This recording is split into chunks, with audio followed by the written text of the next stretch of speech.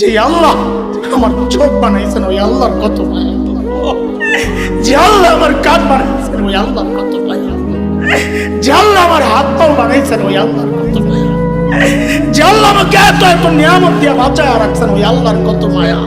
আরে মায়াটা বুঝেন না? ভাবেন কোনদিন? মায়া বুঝেন, ভাবেন? আমি আপনি যখন দরজা জানলা আটকায়া ভেতরে গুনাহ করি, ভেতরে গুনাহ চলছে, ভেতরে গুনাহ চলছে, ওই গুনাহ অবস্থায় আমার মালিক দরজার নিচে দিয়া বাতাস আর অক্সিজেন পাঠায়া দেন জন্য আমি বুঝে না। আল্লাহ বলছেন, ওরে বান্দা, ওই কারিম রবের ব্যাপারে তোরে কে ধোকায় ফেললো, এই কথার ওজনটা বোঝার জন্য একটা উদাহরণ বুঝেন। আমাদেরকে আল্লাহ আল্লাহ রসুল বাদ দিলে সবচেয়ে বেশি ভালোবাসেন কে? আগে একবার বলছি, কে? আল্লাহ আল্লাহ রসুল বাদে এগুলো আল্লাহ আল্লাহ রসুলকে আনা যাবে না। সবচেয়ে বেশি ভালোবাসেন মা। মার কলিজায় কত দরদার ভালোবাসার মহাব্বত আমি কেমনি বুঝাবো? আমি তো মা না, এটা শুধু মা জানে। মাকে যে আল্লাহ বানাইছেন সে আল্লাহ জানেন। আগে একটা উদাহরণ দিছি মায়ের দরদের কথা, আমার মায়ের কথা বলেছিলাম, মনে আছে না? আমরা এটা বলতে পারবো না, তবে কোরআন সুন্নাহ পড়ে মাসআলা শিখে যেটা জেনেছি প্রমাণ করতে পারি মার দরদ কত। যেমন একটা মাসআলা আপনাদেরকে শোনাই। একটা মাসআলা তো এমন, কোন সন্তান যদি বাবা মার আগে ইন্তেকাল করে তো বাবা তো সন্তানের লাশের পেছনে পেছনে যেতে পারে, বাবা তো সন্তানের কবরেও নামতে পারে। বলে কেন? বাবার কলিজায় কি দরদ মায়া নাই, ভালোবাসা নাই? বলে আছে। বাবাও চিৎকার করে করে কাঁদবেন, বাবাও বুক চাপড়াবেন, কিন্তু বাবাকে আল্লাহ ওই শক্তি দিয়েছেন সন্তানকে দাফন করে বাবা উপরে ওঠার মতো ক্ষমতা রাখেন। কিন্তু কোন মায়ের জন্য সন্তানের লাশের পেছনে যাওয়া চলবে না, কোন মায়ের জন্য সন্তানের কবরে নামা চলবে না। কেন? দুনিয়ায় এমন কোন মা নাই যে সন্তানকে দাফন করার জন্য কবরে নামবেন, সন্তানকে দাফন করে সুস্থ অবস্থায় উপরে উঠবেন, এমন কোন মা নাই। নিজেও লাশ হইয়া শুয়া পড়বেন। আমি একটু জিজ্ঞেস করতে চাই আপনাদের কাছে, আমি ওই আয়াতের ওই ডাক্তার ওজন বুঝাইতেছি, একটু জিজ্ঞেস করতে চাই, মার কলিজায় যে এত মায়া, একটু বুঝে শুনে বলেন তো কেন মা আমার কান বানাইছে, চোখ তো বানাইছে, জিহ্বা, হাত পাও, তো কি বানাইছে? বলেন না, কি বানাইছে? কিচ্ছু বানান নাই। অল্প কয়েকদিন ভাড়াটিয়ার মতো পেটে ধারণ করেছেন, লালন করেছেন, জন্মের পর পালন করেছেন, তাতেই মার কলিজায় এত মায়া, তাতেই মার কলিজায় এত মায়া। তাইলে যে আল্লাহ আমার চোখ বানাইছেন ওই আল্লাহর কত মায়া, যে আল্লাহ আমার কান বানাইছেন ওই আল্লাহর কত মায়া, যে আল্লাহ আমার হাত পাও বানাইছেন ওই আল্লাহর কত মায়া, যে আল্লাহ আমাকে এত এত নিয়ামত দিয়ে বাঁচায় রাখছেন ওই আল্লাহর কত মায়া। আরে মায়াটা বুঝেন না? ভাবেন কোনদিন?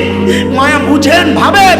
আমি আপনি যখন দরজা জানলা আটকায়া ভেতরে গুনাহ করি, ভেতরে গুনাহ চলছে, ভেতরে গুনাহ চলছে, ওই গুনাহ অবস্থায় আমার মালিক দরজার নিচে দিয়া বাতাস আর অক্সিজেন পাঠায়া দেন জন্য বুঝে না। এবার ওই ডাক্তার ওজন বুঝেন, আল্লাহ যে পেছন থেকে ডাকতে থাকেন, আমি আপনি যখন গুনাহ করি আল্লাহ ডাকতে থাকেন, কি বলে? ইয়া আইয়ুহাল ইনসান মা গাররাকা বিরাব্বিকাল কারীম। আই বান্দা, ওই কারীম রবের ব্যাপারে তোরে কে ধোকায় ফেলছে? মানে কি? আরে তুই যে চোখ দিয়ে ওই নায়ক নায়িকা দেখতেছ, ওই চোখ তো ওরা তোরে দেয় নাই, এটা আমি কারীম রব দিছি, তুই চাস নাই, আমি মায়া করে দিছি। আমার মায়া করা দেওয়াই নিয়ামত তুই আমার বিরুদ্ধে লাগাইতেছ। যে কান দিয়ে তুই গুনাহ করতেছ ওই কান তো তোর ওই গায়ক গায়িকা দেয় নাই, আমি আল্লাহ দিছি। যে জবানে তুই আমার নাফরমানির কথা বলস ওই জবান তোর নেতা নেত্রী দেয় নাই, আমি আল্লাহ দিছি। আরে যে হাত দিয়ে আমার বিরুদ্ধে লেখস ওই হাত তোর নেতা দেয় নাই, তোর সরকার দেয় নাই, তোর অফিস দেয় নাই, তোর নেতা দেয় নাই, তোর মালিক দেয় নাই, ওই হাত পা আমি আল্লাহ দিছি। আমার দেওয়া অঙ্গ দিয়া তুই আমার বিরুদ্ধেই লেখছস, আমার বিরুদ্ধেই বলছস, আমার বিরুদ্ধে কথা শুনছস, আমার বিরুদ্ধে আমি যা নিষেধ করেছি তা দেখছস। কেন রে বান্দা, কি পাইয়া তুই আমারই ভুলে গেলি? কি পাইয়া তুই আমারই ভুলে গেলি? বলে আল্লাহ কারীম তো ওই সত্তাকে বলে যিনি না চাইতে দেন, আপনি আমার কি কি দিছেন? তা আল্লাহ যেন জবাব দিচ্ছেন, আরে জালিম তোর চেহারার দিকে তাকায় দেখ, তোর কি দিছে? সব জায়গায় তাকানোর দরকার নাই, তুই খালি তোর চেহারার দিকে তাকায় দেখ। আল্লাযী খালাকাকা ফাসাওয়াকা ফাআদালাক ফি আই সূরাতিন মা শাআ রাক্কাবা। তোর মতো সুন্দর করে আমি কাউরে বানাই নাই। আর দেখ দেখ তোর চোখের মধ্যে কি সুন্দর ঝাড়ু লাগায় দিস, ময়লা পরে আমি ভেতর থেকে পানি বের করে ঝাড়ু দিয়ে পরিষ্কার করে দিই। আর তুই যখন ঘুমায় যাস তোর চোখগুলো অনিরাপদ হয়ে যায়, আমি আল্লাহ নিজ দায়িত্ব উপর দিয়ে একটা শাটার লাগাইয়া দেব, নিরাপদ বানাইয়া দিই। আর ওই চোখ দিয়ে তুই ঘুম দিয়ে উঠাই আমার বিরুদ্ধে কেন করস এটা? আল্লাহ ডাকতে থাকেন। দোস্ত তিনটা জিনিস দিলার দিমাগের মধ্যে বসান। এক নম্বর, আমারে কে দেখতেছেন? আলাম ইয়ালাম বিআন্নাল্লাহা ইয়ারা। ও জান্নাতে তাকায় আছে, কি তাকায় আছেন? অমনোযোগিতার সাথে, হ্যাঁ, অবহেলার সাথে, দেখছি দেখি না এরকম না। না, নবীকে আল্লাহ ডেকে বলছেন ওয়াসবির লিহুকমি রাব্বিক ফাইন্নাকা বিআয়ুনিনা। আর আমি সরাসরি তাকায় আছি। ইন্না রাব্বাকা বিল মিরসাদ। আমি উৎপাইতা আছি, যে কোনো মুহূর্তে খাপ করে করতে পারে।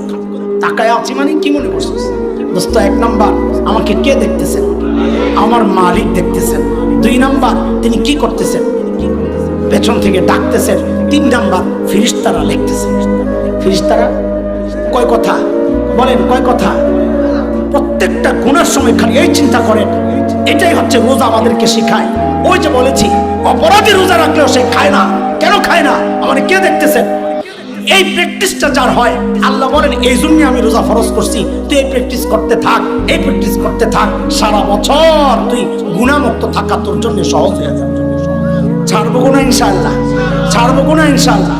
দেখেন আমার শেষ কথা, আমার ভাই আমাদের আপনজন, এই জন্য আমার কোনো টেনশন নাই যে মাইন্ড করবে বসে বসে ওয়াজ দেখায় এমন সুযোগ পাইছে। না না, আমাদের ওই টেনশন নাই। আমি বললে সারাক্ষণ বললেও কিছু বলবে না, আমি বললে দোয়া করে দিলেও কিছু বলবে না। ওই ভরসা আছে বলেই বসে রাখি। আপনারা টেনশনে পড়েন না, আমার কথা বিশ্বাস করি। কারণ এই ঢুকতাম না, আমার যদি আরো আগে ছাড়া পাইতাম, অত কাম আছে। যেহেতু এই পর্যন্ত আশা করছি শেষ না করে